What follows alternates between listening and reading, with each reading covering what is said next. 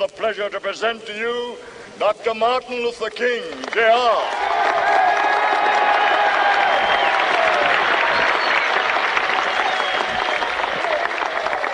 I am happy to join with you today in what will go down in history as the greatest demonstration for freedom in the history of our nation.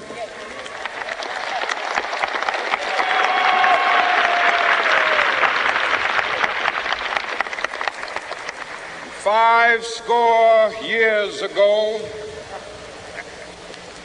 a great American in whose symbolic shadow we stand today signed the Emancipation Proclamation. This momentous decree came as a great beacon light of hope to millions of Negro slaves who had been seared in the flames of withering injustice. It came as a joyous daybreak to end the long night of their captivity. But 100 years later,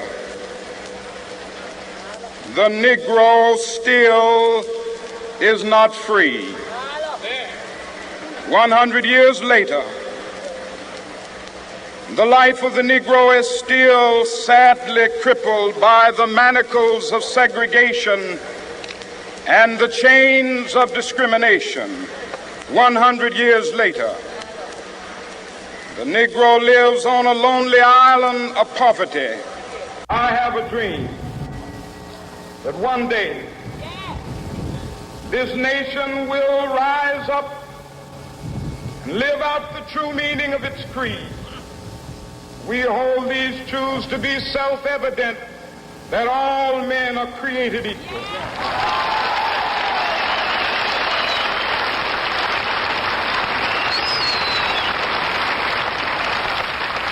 I have a dream that one day on the red hills of Georgia, the sons of former slaves and the sons of former slave owners will they be able to sit down together at the table of brotherhood. I have a dream that one day,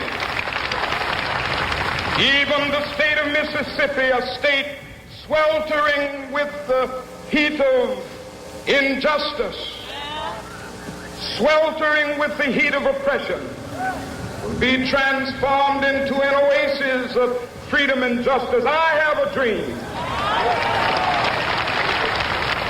My four little children will one day live in a nation where they will not be judged by the color of their skin, but by the content of their character. I have a dream today.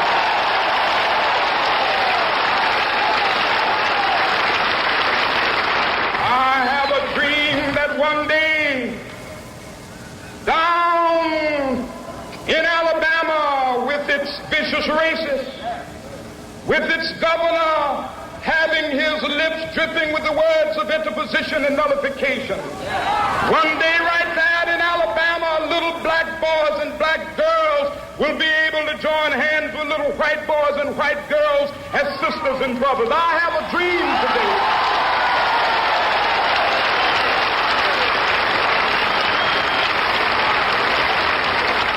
I have a dream that one day every valley shall be exalted, and every hill and mountain shall be made low. The rough places will be made plain, and the crooked places will be made straight, and the glory of the Lord shall be revealed, and all flesh shall see it together. This is our hope. This is the faith that I go back to the South with. With this faith, we will be able to hew out of the mountain of despair a stone of hope. With this faith, we will be able to transform the jangling discords of our nation into a beautiful symphony of brotherhood. With this faith, we will be able to work together, to pray together, to struggle together, to go to jail together, to stand up for freedom together, knowing that we will be free one day.